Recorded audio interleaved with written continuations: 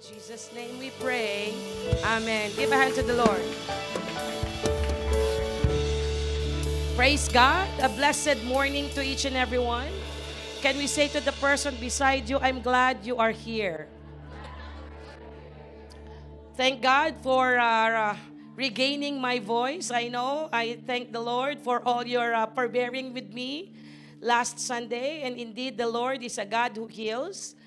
Amen. Do you believe that our Lord is a God who heals? Amen. Nothing is impossible to the Lord. Sabi nga ng asawa ko, pwede ka na uling sumigaw. Pero hinay-hinay lang. God is good, and today I am thanking the Lord because, wow, today is now February. Oh, ang ganda ng ngiti nyo. You have a beautiful smile because when they talk about February, they're talking about Hearts Month. For those who are single, I'm telling you, still be happy. Amen? Because the Lord is your date on February 14. Praise God. And welcome to each and every one. I'm happy and I know that the Lord is doing great things and the Lord is doing greater and greater things each day. Kaya please tell to the person beside you, be excited today. And we are also thankful to the Lord because very soon we will say goodbye to winter time. Welcome spring. I know many who have been got sick, including me, but God is our healer. Amen. And we will never stop doing and going to the church every Sunday because we know that Sunday is for the Lord. Amen. Amen. So Sunday is for the Lord, and we will give to the Lord what He deserves. And today, let us study the message of the Lord, which God put it into my heart. And I like do you like the poster for the month of February? Wow, can you read it with all power? 1, 2, 3. Praise the Lord. Breakthrough purity. And this thing, talking about purity, this is sometimes the hardest thing for the Christian to sustain, isn't it? It's hard because living in this world that is full of temptations, living into this world that is, full of challenges, and the more you serve the Lord, people are trying to entice you to go back to your old ways. So it's really hard. But thank God that the Jael Worldwide was able to come up with how important in our walk as a Christian, walking in God, walking in our Christian faith, how important purity is. So in short, pasintabi po. Let me speak first in Tagalog. Bato-bato sa langit, tamaan na ang tamaan, mapunta lang sa langit. Amen? Sorry if some part of you may be touched. I know before I made this message, the Lord also imparted some teachings, lessons, rebuke in my life. That's why today God is giving us the opportunity that today the Lord wants us to make our heart receptive. Can I hear an amen? So you know what is a receptive heart? As I've said, I can describe it as like a sponge that can absorb things that you need to absorb. And we need to thank the Lord because through this theme, purity that honors God, wow, every year we are being reminded to live a holy life. Amen. Amen. Pastora, mahirap yan. It's so hard, Pastora. I don't think so. If the Lord is with you, we can keep and sustain a holy life. Can I hear an amen? Now, I'd like to request everyone to please join with me and let's all arise as we read our text for the month in 1 Corinthians chapter 6, verse 19 to 20. Can we read it all together? 1, 2, 3.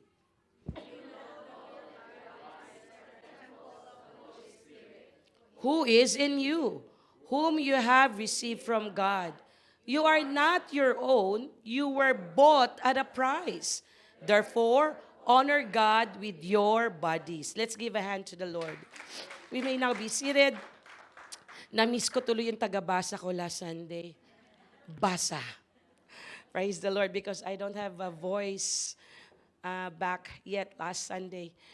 So, the verse of 1 Corinthians 6, 19 to 20 is a message of a reminder that you and I were bought for a high price. It is not for sale. It is not a clearance sale. But you and I were bought for a higher price. And the evidence that God, you and I, or me, you were bought on a higher price, the significant evidence is the cross of Calvary. Can I hear an amen? So every time we see the cross, it speaks of how God saved us, on how God redeemed us with a higher price. That's why your life is not for sale to Satan. Can I hear an amen? Do not for sale your life to the hands of the enemy, wherein you already bought with a higher price. Can I hear an amen? So in short, when the Lord redeemed you, you receive Jesus Christ as your Lord and Savior, God is always reminding us to live a holy life. When Paul mentioned 1 Corinthians 6:19 to 20, let me just give you some cultural background about this. It is rooted in an ancient Corinthian society. In short, most of us knew that when you are living in Corinthians, the Corinth people, they are rich. So when people are richy, they can do anything. And sometimes, because they're rich, they don't know how to pick the right choices. Do you agree when people sometimes are not aware because you are able to do so many things, sometimes you become unaware of your choices and causing you to do things that pleases your flesh, but it is not pleasing to the Lord. Can I hear an amen?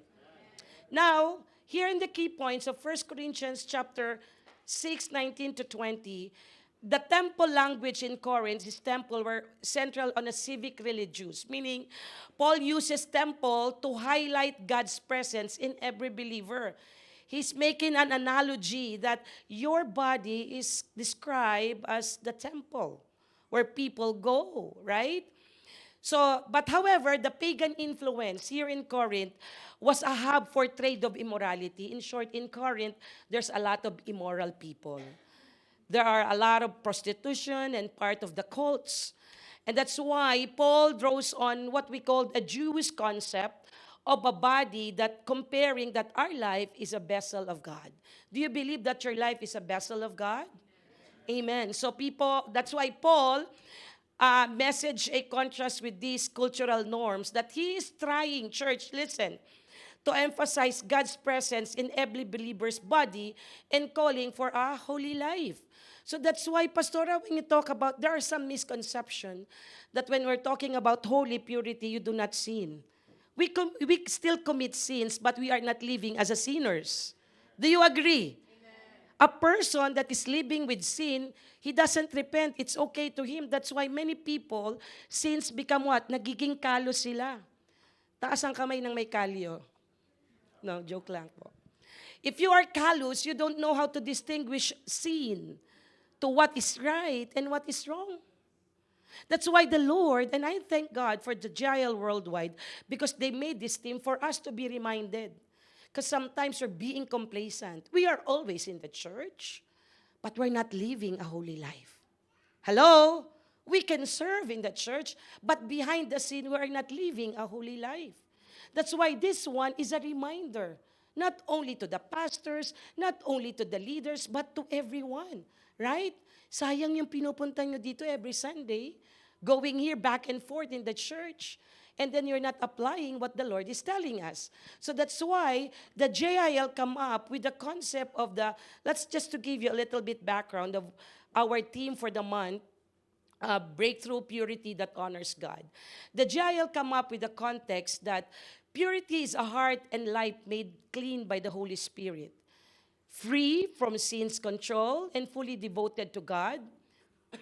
It means having what we call sincere motives, holy desires, and integrity, both thought and action. So you cannot separate the thought and the action. What goes on with your brain, it will reflect to your action. Can I hear an amen? So that's why every time we hear the word, it is being processed into your brain.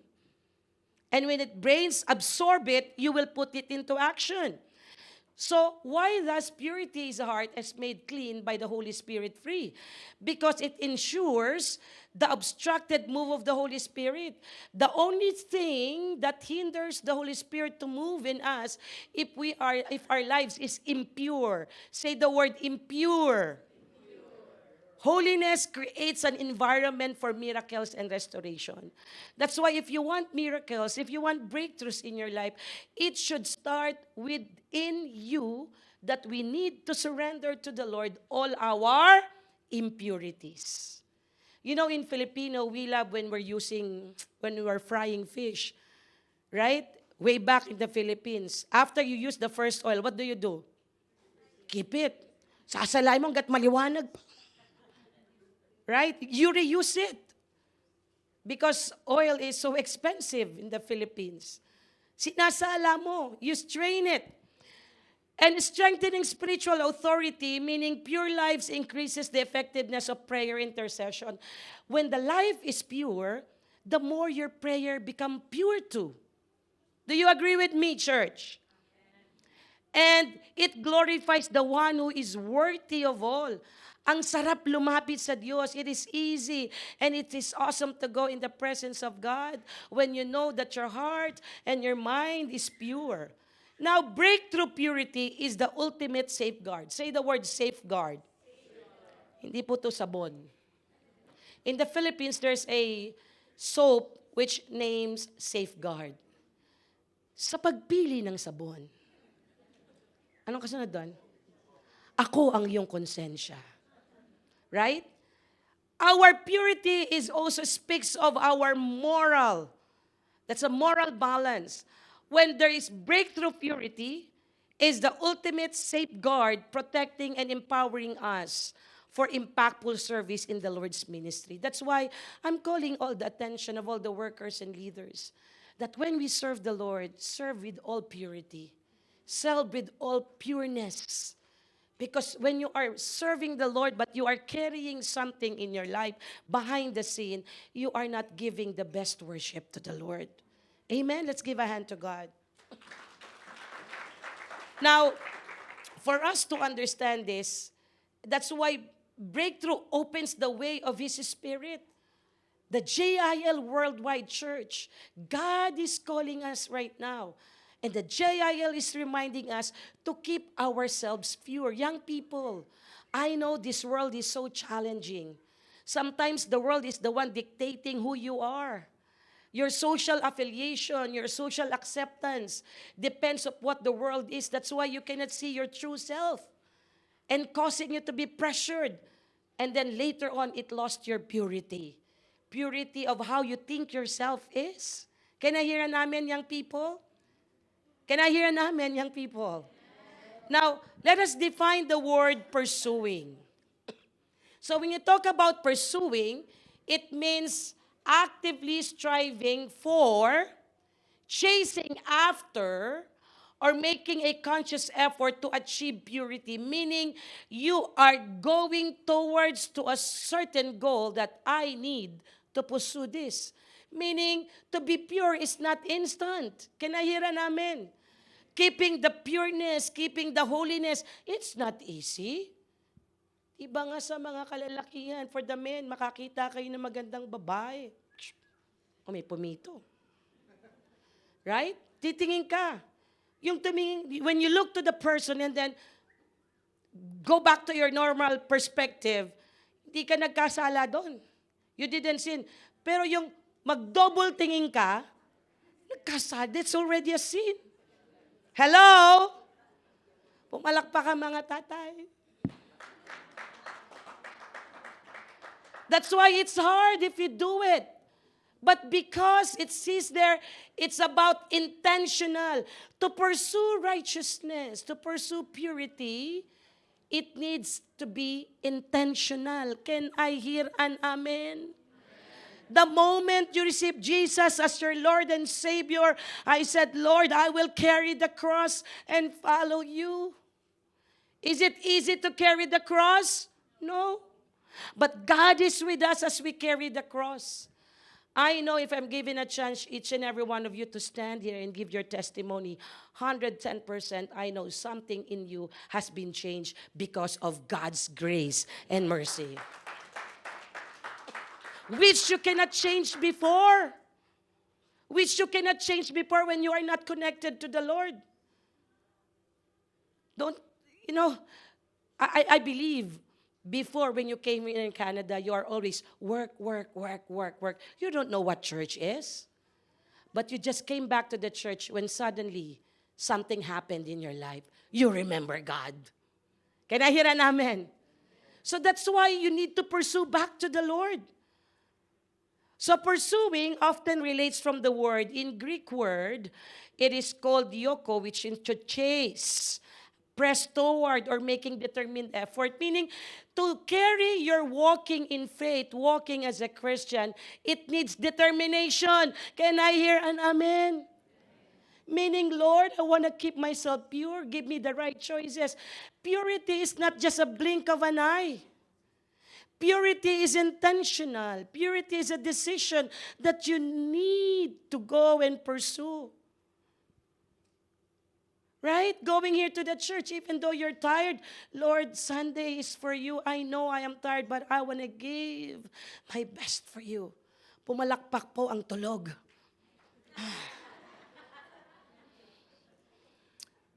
Pursuing is what we call in Hebrew word radaf, meaning to chase. So we can see that there's what we call pursue or persecute, meaning whether you are being persecuted, church, you will pursue righteousness. Kaya dito po, that's the reason many Christian at the very beginning were so intensified with their love to the Lord, but when carrying the cross, they suddenly drift away because it's hard, really. But you know what? The Lord says that we can do all things through Christ who gives us strength. Let's give a hand to the Lord. The next word I want you to ponder with it is the word purity. Say the word purity. It refers to what we call being untainted. So meaning when you talk about untainted, you don't want any stain. It should be clean or free from impurities. Refers to being clean and mixed. That's why when you are washing your clothes, what do? Separate the white and the red and the blue or the color. That's why you say to your husband, hiwalay kung hiwalay. Puti at the color. Right? You have to separate the red, the colored ones, and the white ones because you don't want any stain. Why? Because the Greek word hagnos, pure, clean, holy. In Hebrew, tahor, meaning clean, pure. God is separating us for say the word purpose. Set apart for a purpose. Now, let me just call your attention. What is our theme last month? Breakthrough, peace, that brings new beginning. And talking about breakthrough, peace that brings new beginning, the ultimate message of that is first, we need to reconcile to God. If you are reconciled to God, you have peace. And to keep that peace, you need to what? Always walk according to His will. And that is purity. You get that? You get it, church? Does it make sense? Let's give a hand to the Lord. Hallelujah. So meaning, the Lord knows that living in this world to keep pure is not easy. But He is just reminding us that my purpose for you to keep pure and holy is because I want you to be used for a purpose. Now look at the person beside you. Look at to them eye to eye. And tell, God has a purpose in you. Right? And that purpose doesn't only talks about being used here in the church, singing here in front. A purpose means God can use you in so many ways for the expansion of His kingdom. Can I hear an amen? And God cannot use a person that is impure. And that is how this month is a wake-up call for us to search, Lord, what are the things that hinders you for me to be used for your purpose? Like, the advantage in buying in a market is that you can pick the nice tomato and then you will take away the rotten one, right? We love palengke or the wet market in the Philippines, right? We love that. And when we bought tomatoes, we separate those are not fresh, right? Who wants to have a very yummy sinigang? what's English of the sinigang? Sour soup. Sour soup. I know. The Holmans are laughing here. So, you want the sinigang, and if you want a sour soup, what do you want? You have to put a fresh vegetable, right? For a purpose so that when you eat it, you will enjoy it. So that's why the Lord wants you to be used for a certain purpose. Kaya pag nasa church tayo, concentrate tayo. Kaya nahira namin. When we are in the church, we have to give our very heart to listen and as well give our heart, our attention to understand what the Lord is telling us to do. And then, that's why God is separating us because He wants us to use for His purpose. You know, the Lord doesn't want us to exist in this world without any reason at all. And I know this season of February, God is reminding us that God is ready to use us. David Hernandez said, purity clears the flesh out of way and allow the Holy Spirit to flow through. Next slide. Purity clears the flesh out of the way and allows the Holy Spirit to flow through you. Can you read it again? 1, 2, 3.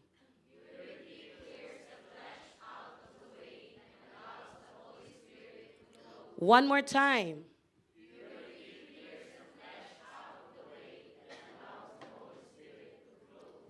So the only hindrance for the Holy Spirit to move in our lives is that when there are impurities. Purity clears the flesh. Because as I've said during the Win Summit, this flesh is too noisy. Kaya nahira namin. Matulog ka. Sleep. Don't go to church. Anyway, Sunday is only your day off. So you will not go to church. You sleep. Who wins? Flesh. Then you will work Monday again to Saturday. And then you will say, I'll go to church now. But because you're tired Monday to Saturday, your flesh will say, go to sleep.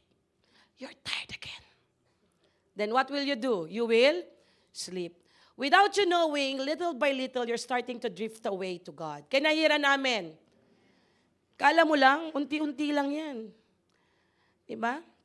Little by little, Satan is just stealing the joy of our salvation. You will not attend the church anymore. Imagine a clogged pipe. Oh, we have the mill set here, no? Nagmagawa sila ng mga pipe, di ba?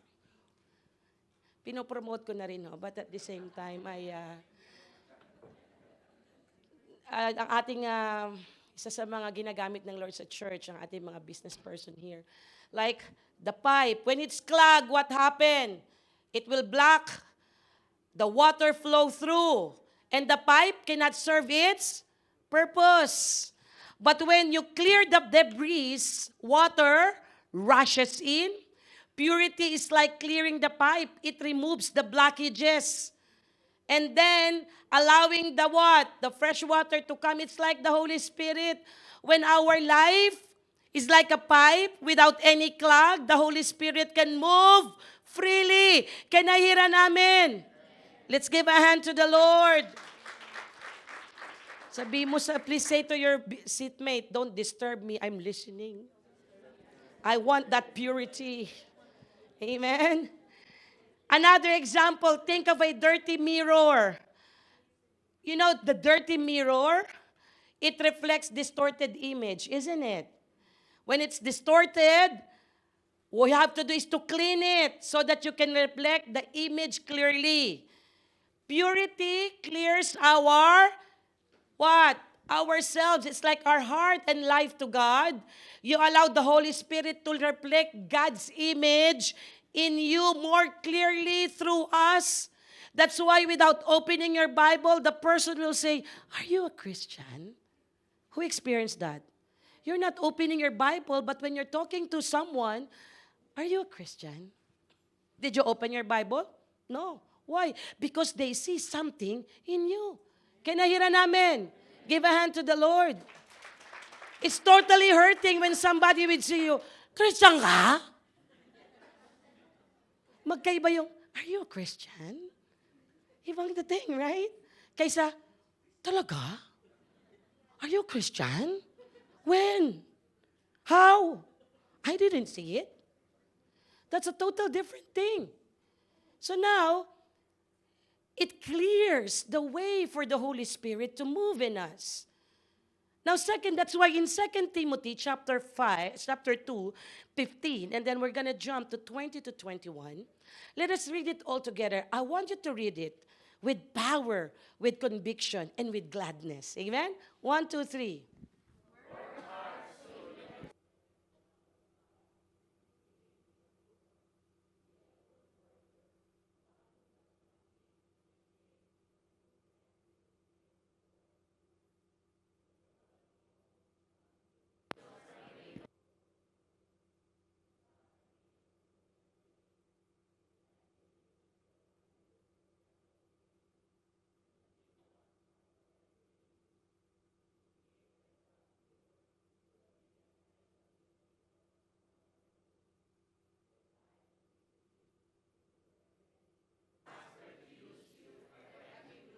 Give a hand to the Lord. Who among you experienced it in the Philippines? Our parents, when there is an event, all the nice utensils are upstairs. And you are using plastics every day. It's in the Bible. I tried to search other version. I like the NLT version. Come on, I want to see the hand. If you experienced it to your parents, they will keep all the nice utensils, the nice plates, the nice bowl, the nice cups. And when there are visitors, put it down. Come on. Right? Because they wanted to be used it for a great purpose when there are visitors. But in the Lord, it is an individual, reminders, church, that if you want to be used by God, 2 Timothy chapter 2, 15, jump to 20 to 21, that God is taking away something in us, those impurities, so that you can be used for a purpose. Can I hear an amen? We are encouraged. Paul is reminding Timothy, work hard so you can present yourself to God and receive approval. Fidel Ramos. Right? Thumbs up. If there's somebody that we need to receive an applause, not from the applause of men, but from the applause of God, then one day the Lord say, thumbs up. Each day, you're fighting to live with righteousness. Give a hand to the Lord. Amen? So, that's why the finale of Paul here, if, say the word, if you, conditional, God will use you to the maximum. If you keep yourself pure, you will be a special utensils for honorable use. Can I hear an amen? Diba ang sarap kung halimbawa utensils ka, gagamitin ka ng Prime Minister? Diba? How much more the one that will use you is the King of Kings and the Lord of Lords, the Almighty God. Can I hear an amen? Remember this, for masters to use you for every good work. Meaning God will involve you in all His plan, in His agenda, because you keep and sustain yourself pure, holy, and acceptable to the Lord. For the reason that all things in this world is temporary. Don't get me wrong, church. When God is taking away something in us, like habits, characters, desires, you start to be not so much enticed with the things of this world. I didn't say that don't dream for many things, don't dream for so much things, but if these things will start you to drift away from God little by little, it's something wrong. Can I hear an amen? Being a Christian is not killjoy. That's why many people, I don't want to be a Christian. There's a lot of no here, no there, everywhere. No here, no, don't dare do that, do that. No.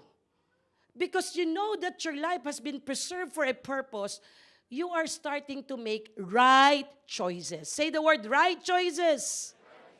You are now aware. The reason, what I understand living a Christian, I came from Tondo. You know what Tondo is, right? In Tagalog, lahat ng kahalangan ng bituka nasa Tondo. That's why I can deal with a drug dependent. I can deal with people who are in the rai. I know those people. I know the siga-siga person in Tondo. As I've said, I'm able to witness somebody is being stabbed and the intestine came out and he's holding the intestine with all blood. I came from my school and he said, oh, what happened to you? In-interview ko pa. I can talk to them. I came from Tondo and my character is not easy to be changed because of a mindset. But only God changed it from glory to glory to glory. And God changed me. God can also change you. Can I hear an amen? Give a hand to the Lord. Kung para sa Diyos yan. So what I mean, God wants to bless us.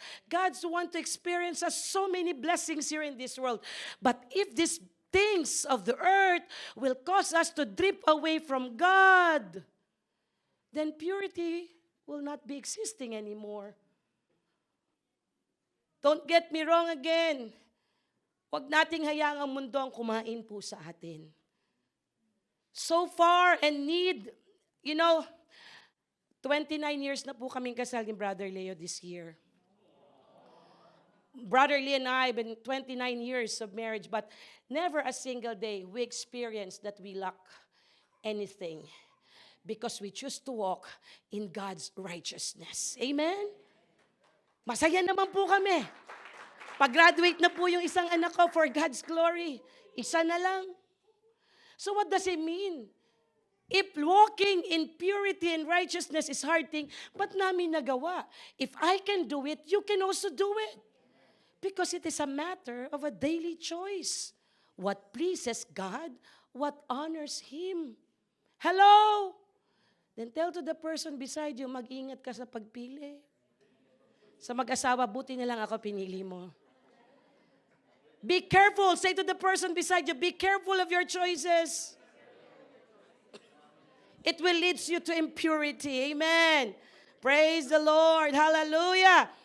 3 initial things that I want to point out. 1, man has the tendency to enjoy freedom, to do what they want in their bodies without considering what is beneficial and edifying. One thing that God cannot take from us is the freedom. We can choose everything. But the only failure of a person, sometimes all of us, we choose without taking first, knowing first, the possible consequence. Kaya nalulubog sa kasalanan. The reason man so much enjoying their tendency, I am free. Do you know that so much use of freedom causes us not to be aware to point what is beneficial? As long that you have the resources, okay yan. Gusto mo yan, sige yan. But without you causing, how are you sure? But by 3 months ago, malakas ka pa rin. Hello? Sabi mo sa katabi mo, did you hear that? Kaya ingat-ingat sa pagkaskas. You're not sure if you can still pay that. And then your family will suffer. Hello? Paul stated in 1 Corinthians 6:19, emphasizing the importance of living that honors God with our bodies. In the context of 1 Corinthians, Paul is addressing the issue of what? Immorality and the misuse of freedom in Christ. Here, let us read 1 Corinthians 6:12. 1, 2, 3. Yung basa pong nakapag-almusal. 1, 2, 3.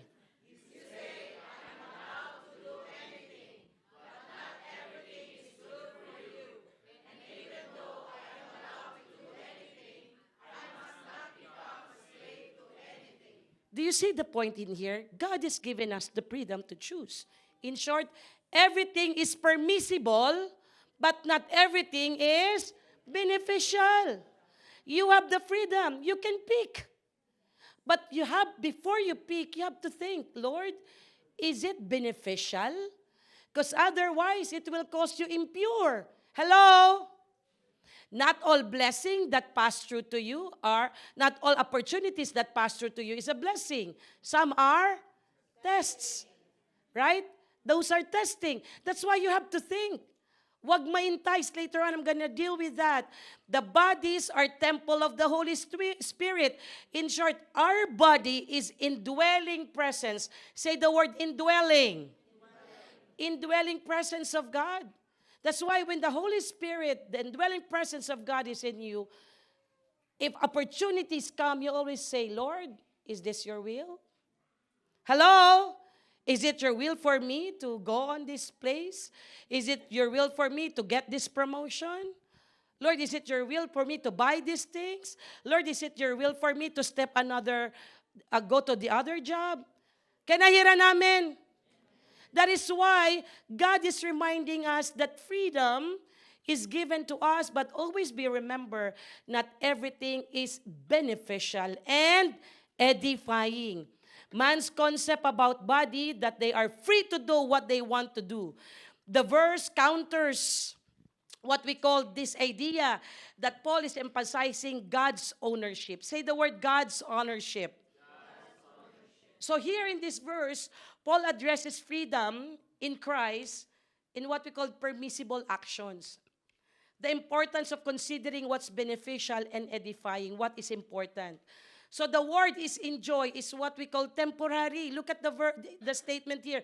Man has the tendency to enjoy the freedom, meaning you enjoy it. The reason malaya ka, I enjoy it for now. Say the word for now. But you're not sure what happened. 3 weeks, 4 weeks, what comes out?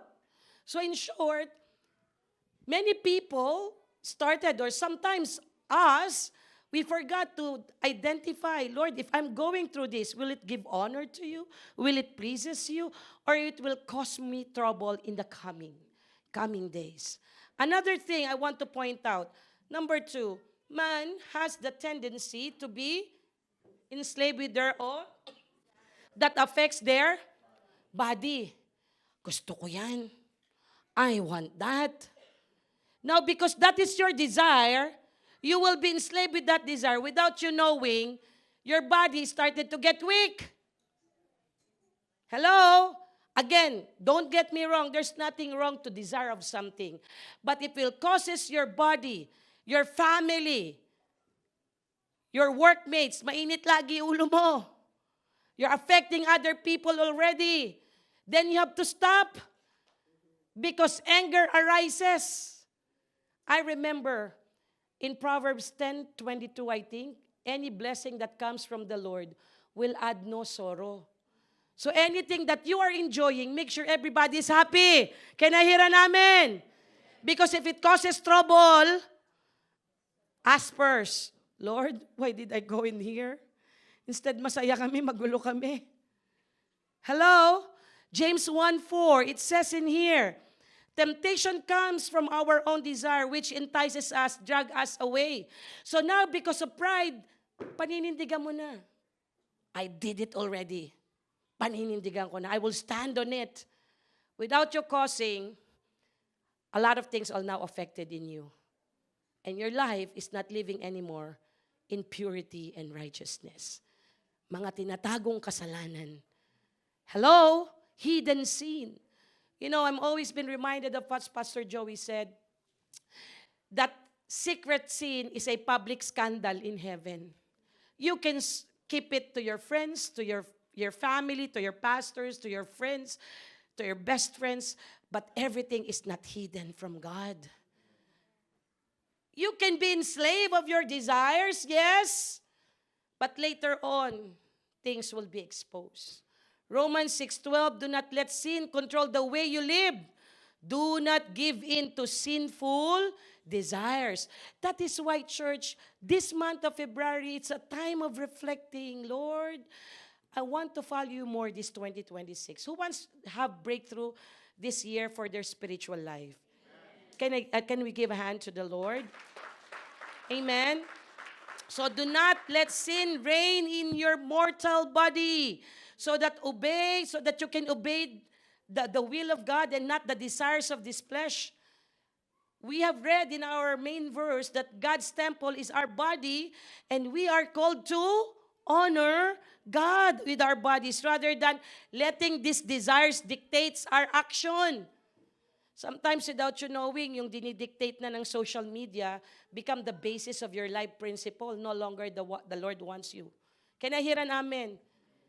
Another thing, man should understand that God's ownership in their body the moment they become Christian.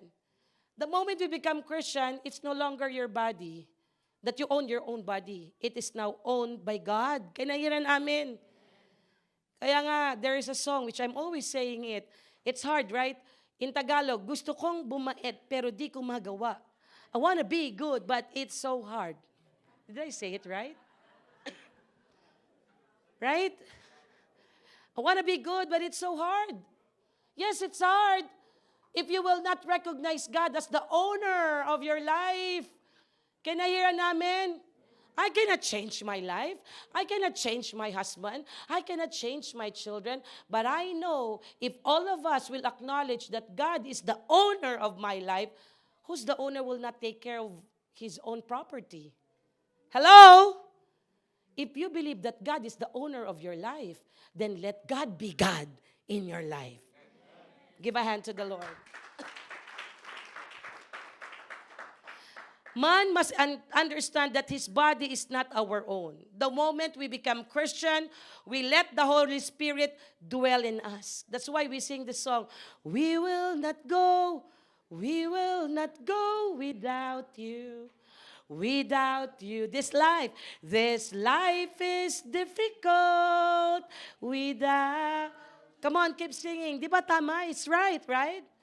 We will not go without you. Without you. Why?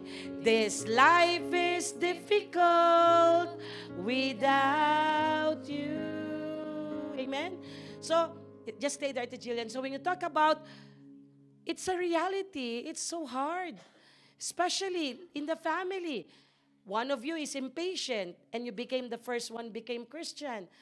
And then, Lord, I want my family to be saved. So God will put you more patience so you can understand your loved ones. Kaya if you're a Christian and the others are not yet, express love.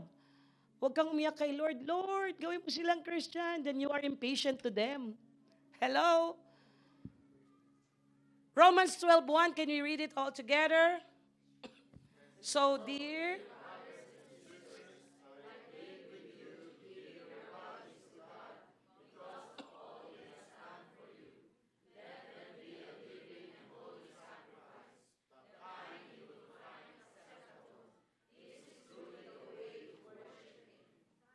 praise the Lord. Here, as I've said a while ago, the reason sometimes it is hard for us to accept the results that's happening in our lives because we are enslaved of our own desires. We cannot take the consequences that happen because we made what? We didn't recognize, we didn't think about the consequences of our choices. But here, that man should understand God's ownership. It means that, sabi ko nga, Lord, sad to say, kapag lang na-aksidente or nagkasakit, when we got sick, there's an accident, financial bankruptcy, that's the reason we can realize, Lord, where are you? Hello? Everything that we have, everything that what happens in our life, we need to see that God's acknowledgement that He is the owner of our life and our everything. Can I hear an amen?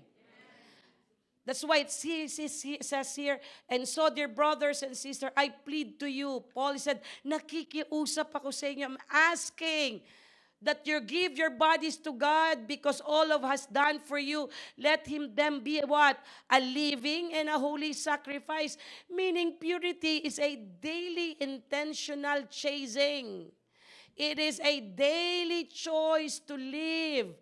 You know what? When you became it a pattern in your life, later on, it level up your maturity of how to keep maturity. Amen? Every day, Lord, check. Check. And then, magiging habit mo yung right thing. Do you get my point, church? You will make it a habit to do a right thing. And when you make a habit to do a right thing, later on, God will level up your maturity. So it is not one click to be pure. It is a daily intentional choice. Can I hear an amen? That's why, let me speak first in Tagalog. Kapag may bagay na gusto natin ay hindi nagaganap, and things happen to us that we don't want, now, because you dedicate your life to God, you know that He is the owner, it's easy for you to accept the situation. And you know that God is doing better things and greater things in you. Can I hear an amen? Give a hand to the Lord. But sad to say, yun nga, nare-realize na lang natin, we came to realize things, when things are piled up, it's easy now hard to, go up with all our sins. Pagsugatan ka na, di ba? That's why, without you knowing, you're taking some mud in your body. God already bought us with a price, but you do not choose to live with righteousness. You're putting mud. Everybody, parts of your body are full of mud. Until to the last point, mata mo na lang yung walang mud. Only the eyes that has no mud. What happened? You cannot walk anymore. Now, the importance of purity to God, listen, church, Pastora, why we need to understand that purity is so important to God? It's just simple. I want to just say it to you randomly in here. He is the holy God. Say the word holy God. So you cannot come to Him if you are not holy. Because He is a holy God. And He wants to reflect His character on us. Can I hear an amen? Let us read. Let me ask for the help of the man team, Leviticus 11:44 here. He is the holy God, and God is expecting us to live a holy life. Again, to be holy is not an instinct. It is a daily process. Can we read it all together? I am the Lord your God. Consecrate yourselves and be holy because I am holy. Do not make yourself unclean by creature that moves along the ground. You know what are the things that move on the ground? Give me example. Snake. Right? So in short, God is holy. God has expected us to be holy and to live with righteousness. Number 2, why the importance of purity is so important to God? Because purity honors God. When our life is pure, we can freely worship and honor God. Hello? Even if you are a worker and you have something in your heart and you are hiding something, it's so hard to raise your hand because you know there is something in you. Can I hear an amen? There is something in you that God wants you to be freed, but you keep on embracing it, church. Start to make a decision now. Habang may panahon pa. 1 Corinthians chapter 6, verse 20. Can we read it all together? You are bought at a price, therefore honor God with your bodies. God honors you if we will continue to offer our life honoring to Him, that for all His honor. Next one, the importance of purity to God because it strengthens relationship. Proverbs 22:11. What does it says here? One who loves a pure heart and who speak with grace will have the king for a friend. Pure heart. Grabe, diba kinakanta dito to ni Steph. I'm a friend of God. I'm a friend of God. He calls me friend. Why? Because pure heart of the king. And we as His friend, we keep that purity. We build a strong relationship of being a friend. That's why if you keep your heart pure, living in righteousness, it's easy to go to the Lord and feel that you have a very strong relationship with Him. Can I hear an amen? That you can linger. Let me linger.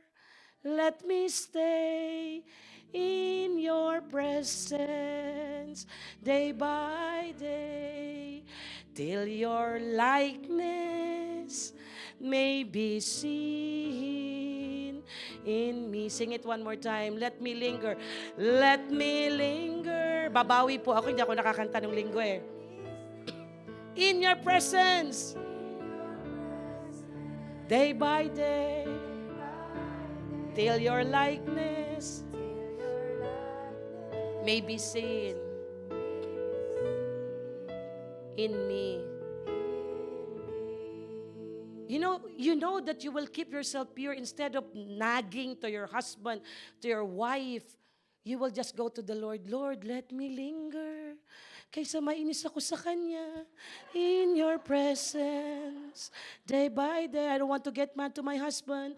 Till your likeness, I will stay in your presence, Lord. May be seen in me. And then you will go out of the room. Love, let's talk quietly, okay? Let's talk. Calm down. Inhale, exhale. Okay, let's talk. Nag-away kayo ulit. Let me linger, Lord. Let me stay. Then lalabas ka ng kwarto mo. Come on, join me in singing. In your presence, day by day. Till my likeness, Christ likeness, may be seen to you and me. Bati na tayo. Diba? May purity. Hello, give a hand to the Lord. Brings spiritual clarity. Psalms 119:9. That's why purity is important to God, because it frees us to love and serve others. Can we have Psalms 119 verse 9, please? It says in there, how can you person stay on the path of purity? By living according to your word. So that's why instead of getting mad, you will say, Lord, I will not make patol. I have this clarity, Lord, in my mind, that I will keep myself in control of your word. Hello? Next, fulfill God's purpose for us. Who wants to feel that the purpose of God is coming into your life? Give a hand to the Lord. Hallelujah. The more you keep your righteousness, your purity, the more you will see that God is using you for His purpose. Hello? Can we have 2 Timothy chapter 2, verse 21? Read it all together. 1, 2, 3. Yung basa pong nakapag-lunch na. 1, 2, 3.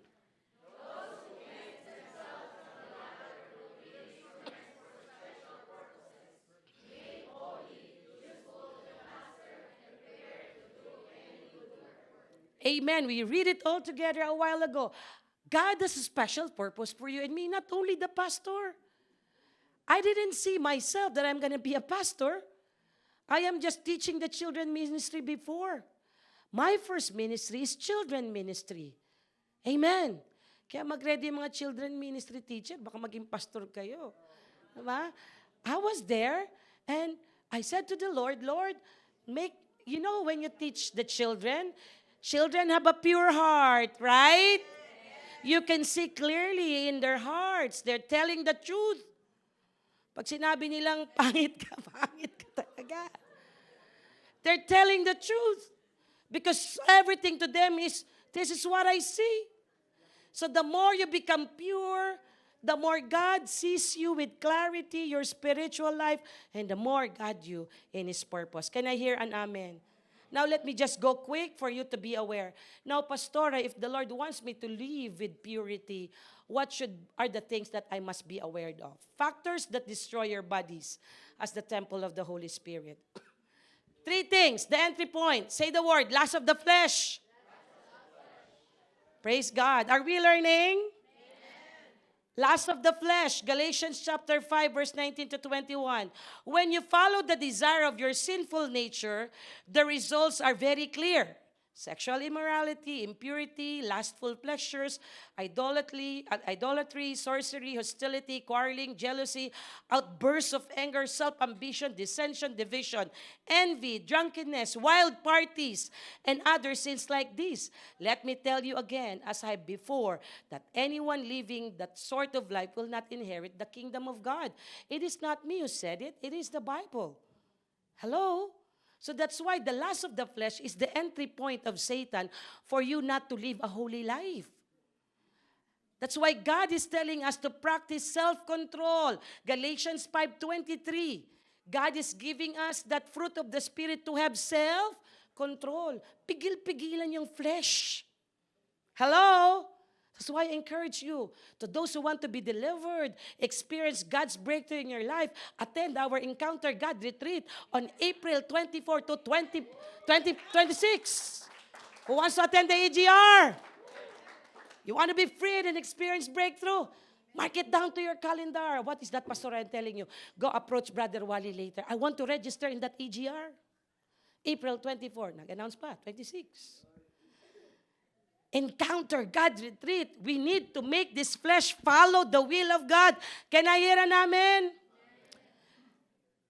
This flesh need to practice self-control, temptation, and focus on spiritual things. Pastor, hindi na ba ako pwedeng mag-party-party? No, I didn't say that. It says there, wild party. If you're doing wild party, then go back to this verse. Ikaw na sumagot. Right? Next thing. The factors that destroy our bodies as the temple is, say the word, lust of the eye. What is the first one? Flesh. The second, let's read John, 1 John chapter 2, 15 to 17. 1, 2, 3.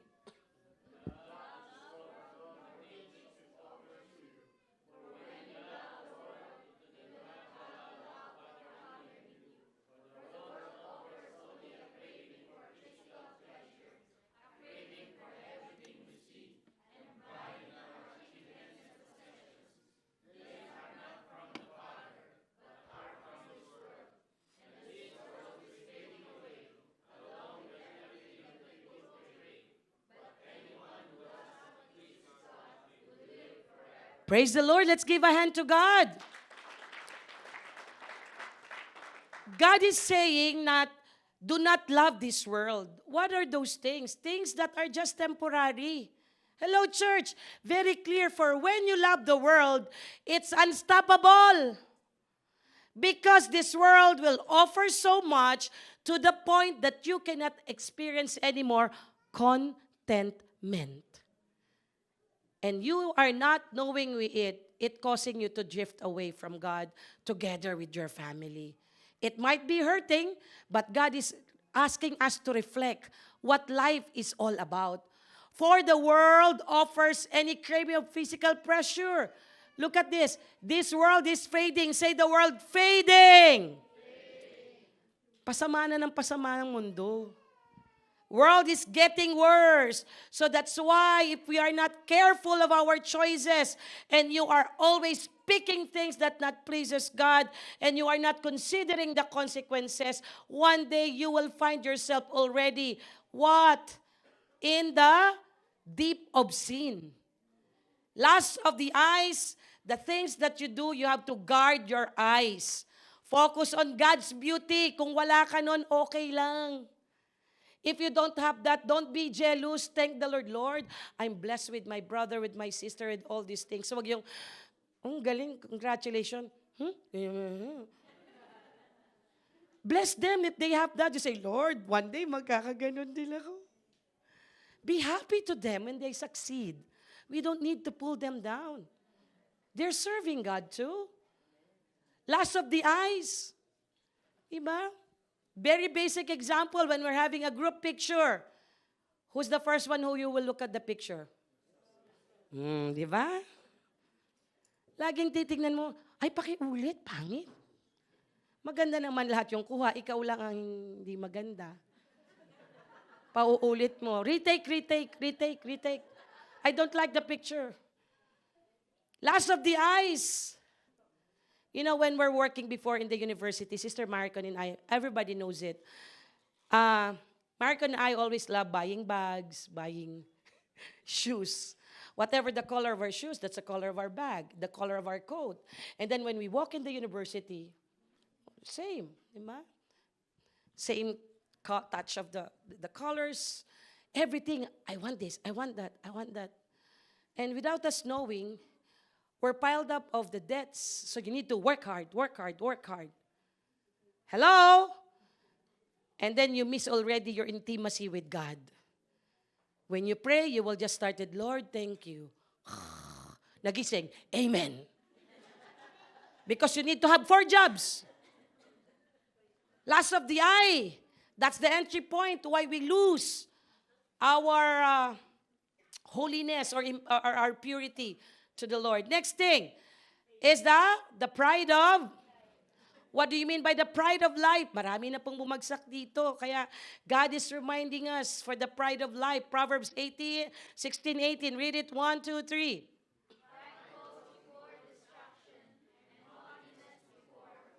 So before all things happened, before all things destroyed, it all started with pride. Sa mag-asawa, magtitigan, sabihin nyo, pride. One more. Pahina ng pahina. Say pride. Yan.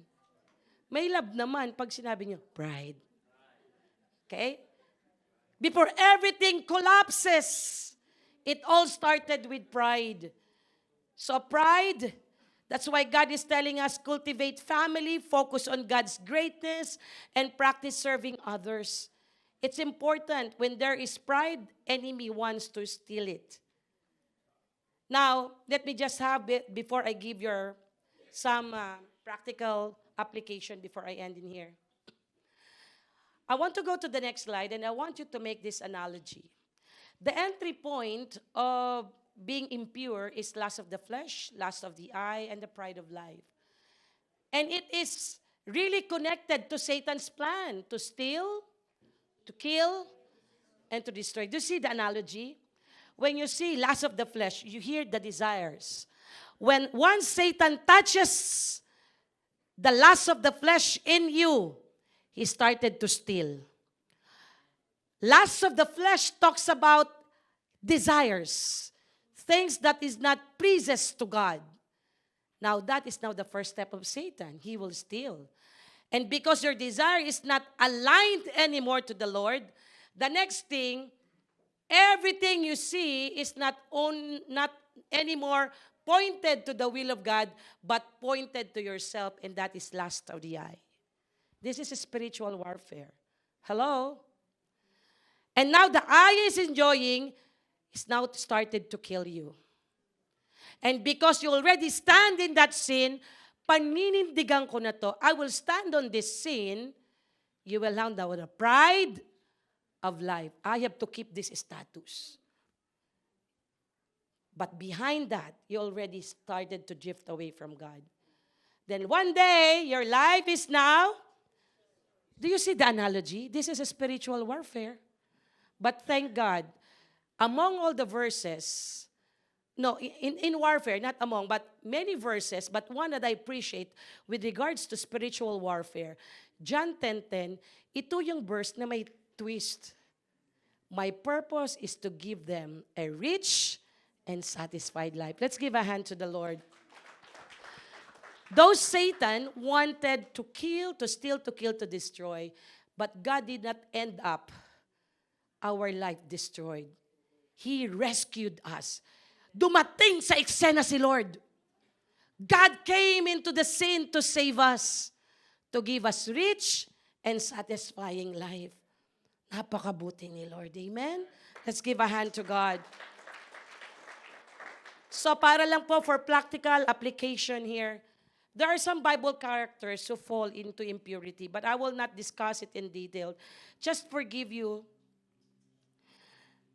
a very reality that even in the Bible character which God have used, dumaan din po sila sa pagbagsak, fall into impurity. David, in 2 Samuel 11, alam naman po natin, dapat nasa labanan siya, ina-enjoy yung mata niya.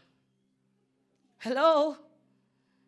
Supposed to be David should be in the battle, but when he went to his azotea, lust of the flesh, lust of the eye, right? He sinned with Bathsheba, motivated by the lust of the flesh, his desire for that girl, lust of the eye. He saw her, started to covet, which is not for him. And then the pride of life, right? Samson, in Judges chapter 14 to 16, It's a lust of the flesh to Delilah. Kaya nga nauso yung kanta, why, Delilah. Tuloy nyo. Why, Delilah. Sinisi si Delilah? So before, diba, wag na hunin yung ituloy. So that's why Samson also committed mistakes, had lust of the flesh. Even King Solomon, many wives, lust of the eye, pride of life. Pastora, ba't linagay sila sa Bible? Why the Lord allow these people of God to be placed in the Bible? Simply, that we have to be reminded that no one is exempted to temptation. Another thing, that when we sin and we repented, God is still able to restore us. And these lessons of life is giving us an idea that we need to be aware of our life. Right? Things to learn and things to correct to ourselves.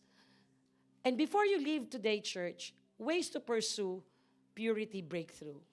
What do I need to pursuing this purity breakthrough? One, surrender to God's word. Say the word, God's word. Who among you have the Bible? Raise your Bible. For those who don't have a Bible, manalangin kayo, the Lord will provide Bibles. Amen? Come on. You cannot change somebody. I cannot change my husband. I cannot change my wife. But the Word of God has the power to change people. Psalms 119 verse 9, how can a young person stay pure? By obeying your word. I like that NLT version, CYNYN. Why there's a word, young person? Because young people are very impulsive.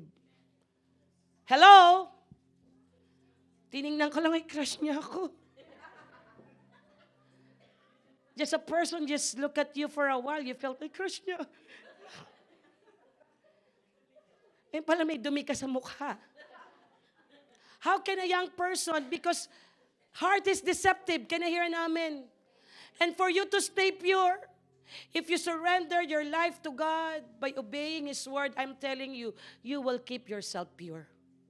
If you know the principle. Have you realized, who among here have a toddlers or preschool, your children will not listen to you, but to their teacher. Because my teacher said so. Right? Only the word of God can change. That's why when we start to surrender our life to God, we give our life to Him, we give ourselves. When we realize, Pastora, I committed a mistake, I committed a sin that is not really pleasing to the Lord. You know one thing I said? Go back to His word. We will pray, let us repent, and I want you starting today to read His word so that your heart will be purified, your heart will be changed. And you know what?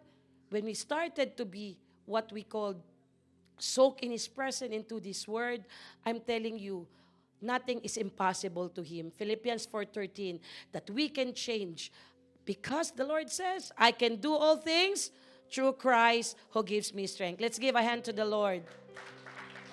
That's why another song, babad sa presensya mo, babad sa iyong salita. Because the only thing that can change your heart is the Word of God. Because the Word of God is God's breath. 2 Timothy, right? It's in the verse of 2 Timothy, chapter 3:16, that the Word has the power. It's God's breath. Number 2, for your application, ways to pursue purity breakthrough, rely on the Holy Spirit power. There's nothing extravagant in this application. Simplest thing that we can do, let us rely on the Holy Spirit. Galatians 5:16, so I say, let the Holy Spirit guide your lives, then you won't doing what your sinful nature craves. That's why when there is temptation, tumahimik ka. Tumahimik ka. Jesus' name. Right?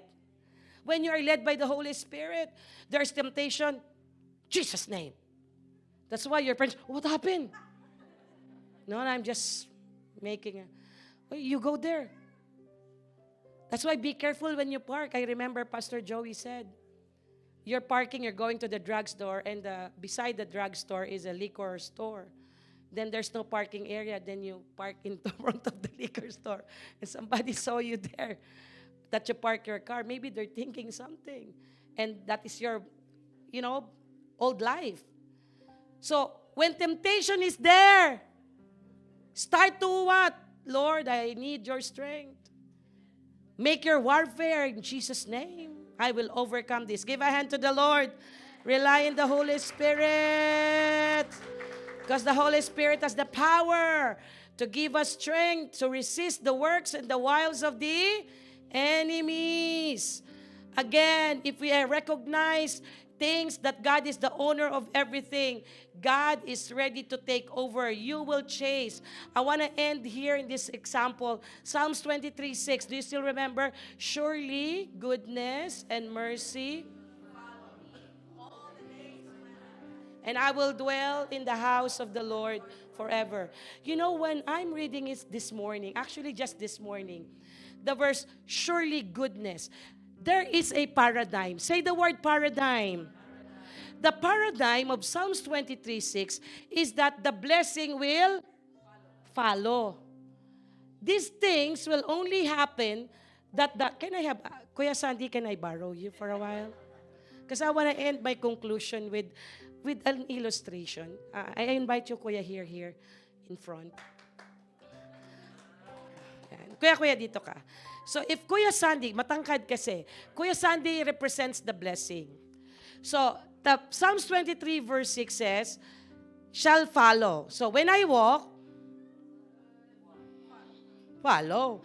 But the point is, because we are not relying to the Holy Spirit, we reverse the paradigm. Hindi ka kasi ako nakatingin sa source. The more I always look on the source, relying to the Holy Spirit, sunod ka. The blessing will follow. I look unto the Lord. I obey. I attend the church. I attend the life group. Naprepare yung mind ko. I give. I tithes. And everything I follow. Sunod lang yan. Pag tumakbo ako, tatakbo din yan. That's the paradigm of Psalms 23:6. Can I hear an amen? Unfortunately, we people, because we depend on our strength, sometimes we reverse the paradigm. I do it to my own source. Right? And the more I do it to my own source, si blessing, pag ganun ako ngayon. Hello! Give a hand to the Lord. Okay? Habol ka lang, habol. Habol ka. Habol. Habol. Because we shift the paradigm. Kuya, thank you.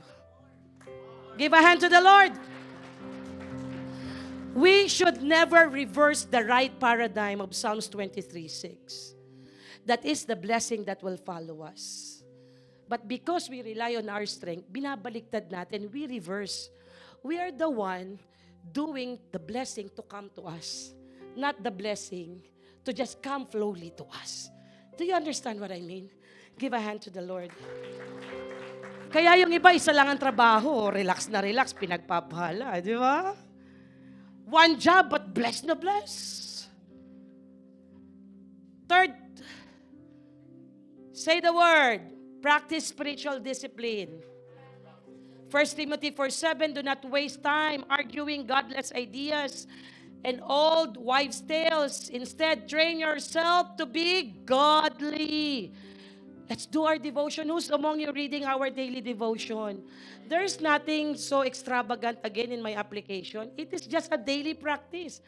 Once again, who read our daily devotion? Who pray every day? Who attend the life group? Sa hindi, sabihin nyo, mating ka na. Who give their tithe and offering to the Lord?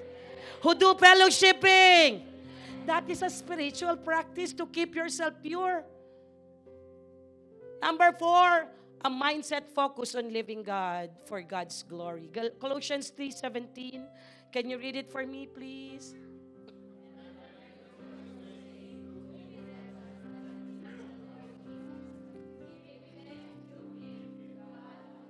Amen. It doesn't mean you will not crave for success or dreams. God wants us to be blessed. Amen. For I know the plans for you, Jeremiah 29:11. Plan to prosper you and to harm you. Plans to give you hope and a future.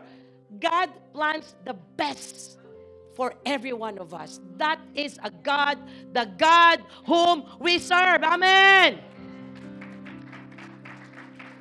Pero dapat yung mindset mo, nakafocus kay Lord. You work, you dream, you plan, and your plan, surrender it to God. Kaya awitin mo, di ba? Minsan naalala ko yung kanta, basta't kasama kita, Lord, walang kailangan pa. Di ba? Lahat, ayan mo yun. Iaalay mo. Di ba? Iaalay ko sa iyo ang buhay ko, Lord. Basta't kasama kita, Lord. Ayos lang, kahit tuyo ang ulam. Hello! Last but not the least, say the word, commit to purity. God has called us to live holy lives. When you say God is calling us, it is a general announcement. Say the word, general announcement. Parang ganito yan. Announcement! Live a holy life. Sasagot kayo, Amen. Live a holy life. This is not only for the priest, for the pastor. Everyone needs to live a holy life. To commit is a covenant. Can I hear an amen? Iko-commit mo sa Lord yung buhay mo. Lord, every day, I commit my life to you. That I will live a holy life. Kung magkamali ako, Lord, if I commit mistake, I will just run again. Give me strength, Lord, that next time this sin will come and tempt me, I will overcome it. Little by little, you will see that you're started to silence the noise of your flesh, especially when you do prayer and fasting. Amen? Give a hand to the Lord. In short, Pastora, practical thing, daily renewing of your mind. Kung alam mong mahina ka, avoid mo yung temptation. Kahinaan mo yung pag ganun, huwag ka na makibarkada sa ganun. Hello? Okay ka ngayon, pero hello, kamusta ang lungs mo? Kamusta liver mo? Pray for strength. Next slide, please. Pray for strength. God, I cannot do it, but I know you are my strength. Little steps God will appreciate. We should have self-accountability lifestyle. Every day, Lord, this is my weakness. This is my attitude. I want to improve little by little. I want to do self-accountability. Finally, fill your mind with truth. And that is through the Word of God. Benny Hinn said, purity is power. When you are pure, you have power with God. When you are pure, you have power over evil. When you are pure, you have power over sin. When you are pure, you have power over sickness. When you are pure, you have power over demons. Amen? Give a hand to the Lord. May we all be standing up. Let us sing Refiner's Fire, and I know that the Holy Communion is now ready. Today, we will have our Holy Communion. And as we have that communion, let us just declare to the Lord, Lord, I will participate in this Holy Communion. That during the Holy Communion, Lord, I know that you will wash away all my sins, and you will help me to live a life that is pure unto you. God, let it not be that refiner's fire, Lord, that will change us. That fire that will change my life. The fire that will purify my heart. Hallelujah. Shall we sing refiner's fire? Purify my heart. Purify my heart. Let me be as gold. Let me be as gold. And precious silver. And precious silver. Purify my heart. Let me be as gold. Pure gold. Pure gold. Refiner's fire. Refiner's fire. My heart's one desire. My heart's one desire Is to be holy. to be holy, Set apart, Lord. set apart for you, Lord. I choose to be. I choose to be Church, today the Lord is calling you. holy. Maybe you're watching via live streaming. There are things that you want to surrender, but you cannot do it because you have no enough strength. The Lord is telling you that you can do all things through Christ who give you strength. Do not allow your fleshly desire enslave you. Do not allow that there is no more enough time for you to experience that breakthrough. God is calling us to live in purity. You cannot do it unless you surrender to Him. Holy.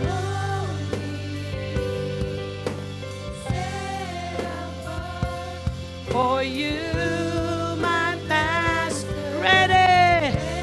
Lift up your hands, church, and say, Lord, here I am, take me.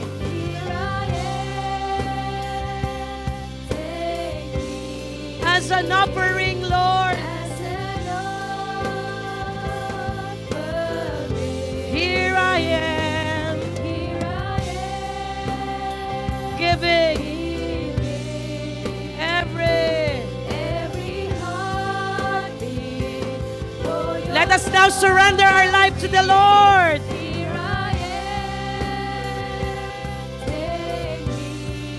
Wala pong kasalanang hindi mabubunyag. Kaya po ang Diyos ay tumatawag na tayo'y muling bumalik sa Kanya.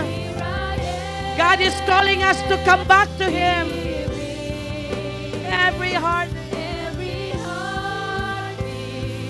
for your glory. You are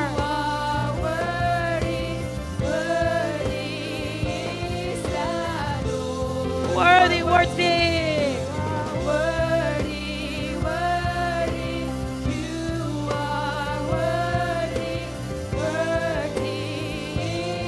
Sing it with all your heart, worthy, worthy. Worthy, worthy. You are worthy, worthy.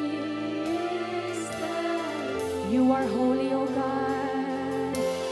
Holy, holy. Our God is a holy God. Holy, holy is the Lord. Here I am, take me. Here I am. Take me, Lord. Take me as an offering. As an offering. Here I am. Here I am. Giving every heart. Every heartbeat for your glory. Take me. Today you come without any, maybe you are just being invited and just for the sake of curiosity you came here. Or maybe you're just watching by a live streaming and you pass through this platform. I want to tell you that the Lord Jesus loves you so much. He knows that it's not easy to remain pure because you are living in this dying world. But I want to tell you that there is the key that you can do these things not with your own strength. If you will just start to surrender your life to the Lord. God is not after of your mistakes of the past. If you will just come to Him and surrender to your life. Lord, say, Lord, I cannot change my life. I'm already into this sin. I just want to stand and just, Lord, stand on this kind of sin. I know I cannot bear this anymore, but I need to pretend that everything is okay. There is a good news, brother and sister. Jesus died for you. He died for you and for me. And He can take away all your sin. He loves you. And that is His promise. That you can live according to His image. If you will just surrender your life to Him. If If you want to give your life today, maybe you've been a Christian for so long and you're doing some sins that you cannot bear anymore, and you want to surrender your life to the Lord today. Believe by faith, because this year is the Holy Spirit breakthrough. God is ready to release you from all those sins, those hidden sins, those weaknesses that you are so tired of bearing it. I just want you to lift your hands if you want to dedicate your life to Jesus. Say with me with this prayer, Lord Jesus, Lord Jesus, I come before you. I come before you. I know I am a sinner I know I am a and I sinner, cannot change my life. and I cannot change my Today I life. heard your word Today I heard your word that there are promises that there are promises that you can change my life. that you can change my life. You gave your son You Jesus save your son Jesus for my sin for my and sin, for my salvation. and for my salvation. And I know, Lord, And I know, Lord, that He's the only way, that He is the only the way, truth, the truth, and the life. and the life. Today, Lord, Today, Lord, I open my life. I open my life. I open my heart. I open my heart. I want to receive you, I Jesus, want to receive you as my Jesus, Lord as my Lord and my Savior. and my Savior. Change me, Change me, equip me, equip me, transform me, transform me, and allow me and allow to me live to live with righteousness with righteousness according to your ways according to your that ways pleases you. that pleases. Today, Lord, Today, Lord, I believe by faith I believe by faith that you write my name that you write my in the name book of life. in the book of life. Cleanse me Cleanse and purify me. and purify. And starting today, And starting today, I want to live I want to a live life a life that honors you. that honors In you. Jesus' name. In Jesus' name. I'll just pray for you, Father. Thank you for those believers who wanted to recommit themselves, even those who watch via live streaming. Thank you, God, that today they receive you as their Lord and Savior. With all their hearts, prove to them that you can change their life from glory to glory, not by their might nor by their power, but by the Spirit that comes from you. Lord, thank you today that you delivered us from all our sins, and we are now ready to walk in righteousness. Lord, I pray for healing to those who are sick right now. I want you to touch the part of your body. Come on, church, come on. Father God, right now, let your healing touch flow, even to our loved ones that are sick. Those who are healing and need miracles right now, let your healing touch any cancer, any leukemia, any kidney failure, any heart failure right now, Lord, in Jesus' name. Let your healing flow and let your healing touch come upon the lives of your people right now in Jesus' name. And even restore any relationship that is broken. Father God, any sin, any hidden sin that causes that distortion of the marriage life, right now, Lord, let there be full repentance. Let there be acceptance to walk with righteousness. And let them continue. The marriage will honor you, O God, in the name of Jesus. Lord, heal every family that is broken and those who are in need, oh God, of breakthrough in their finances. God, let there be breakthrough, even breakthrough, oh God, in their relationship to their children. In the name of Jesus. Thank you, Holy Spirit. Thank you for your healing. We give you praise. We give you glory. In Jesus' name, amen. Hallelujah.